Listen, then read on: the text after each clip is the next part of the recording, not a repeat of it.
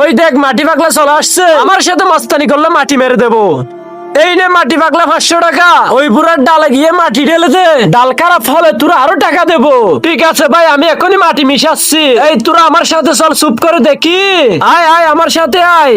আরে ভাই তুমি এটা কি করলা? চুপ হয়ে থাক, সময় হলে সব দেখবি। আচ্ছা ভাই, এই তো আমি মাটি মিশিয়ে দিছি। আরে এ কি করতেছিস? আমার ডালে মাটি মিশিয়ে ডাল খারাপ করতেছিস? আজকে তোকে পুলিশের কাছে ধরিয়ে দিব। আরে দাদা দাঁড়ান, উনি আমাকে বলছে মাটি মিশাতে। আরে এ তো আমার ছেলে।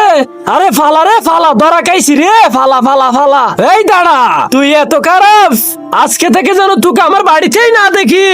আরে বাবা, আমি তো তোমাকে জেলে যাওয়া থেকে বাঁচাইছি, আমি কেন জেলে যাব? একটু আগে যে ঘটনাটা হয়েছে আপনার সাথে। ভাইয়া আসসালামু আলাইকুম। ওয়ালাইকুম আসসালাম। আরে ভাইয়া দেখো সাপ। কই কই সাপ, দেখি তো কই সাপ। আরে ওরে তো তাড়া করাইছি, এবার আমি বিষটা মিশিয়ে দিই। নিচে তাকায় লাল সাবস্ক্রাইব বাটনটি ক্লিক করে যারা যারা সাবস্ক্রাইব করবে, আল্লাহ যেন তাদেরকে এই খবরে শান্তিতে রাখে। আর এই ভিডিওতে যারা লাইক কমেন্ট করবে, তাদের মনের আশা যেন পূরণ হয়, আমি দোয়া করে দিলাম। তাড়াতাড়ি ভালো করে মিশিয়ে দিতে হবে যাতে কেউ বুঝতে না পারে। ভাই বাহিরে তো কিছুই নেই। ভাইয়া আমার ভুল হয়েছে, আমি এখন চলি ভাই।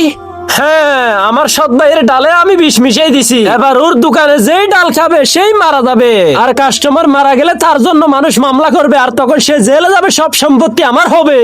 আজকে যদি বাবা আমি মাটি না মিশাইতাম, তাহলে একেবারে তুমি মানুষকে খাওয়াই দিতা। আর বাবা তোমাকে আমি আর পাইতাম না। বেটা তুমি আমাকে বাঁচাইছো।